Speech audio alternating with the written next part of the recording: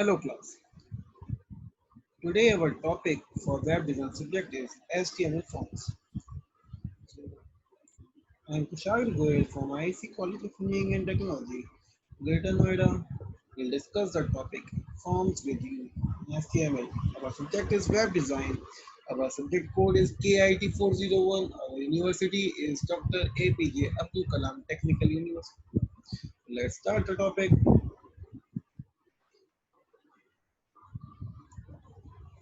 Forms. An HTML form is used to collect user input. The user input can then be sent to a server for processing.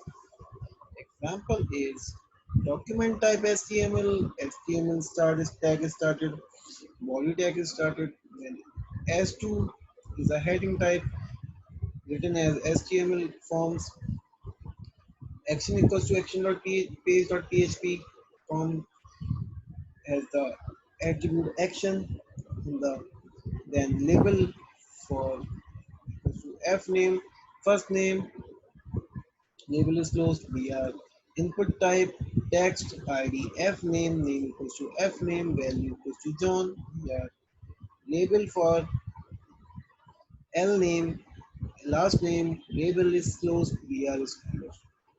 Input type text id equals to L name, name equals to L name, value is doe, then two break, matlab two line change, the input type is submit, uh, but the value is equals to submit. Form is closed.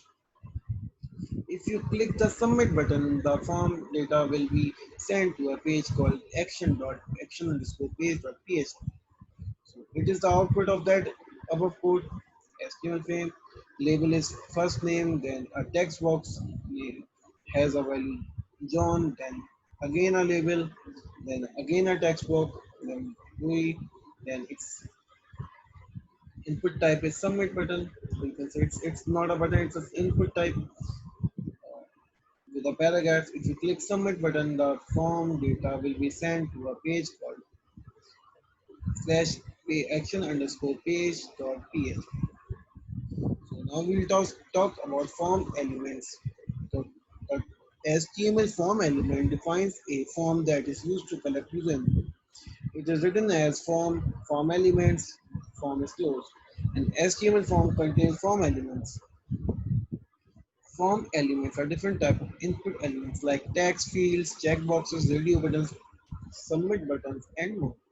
The input element is the most important form element. The input element is displayed in several ways depending on type action. Here are some examples. Type and description. Input type equals to text. Description is define a single line text input field.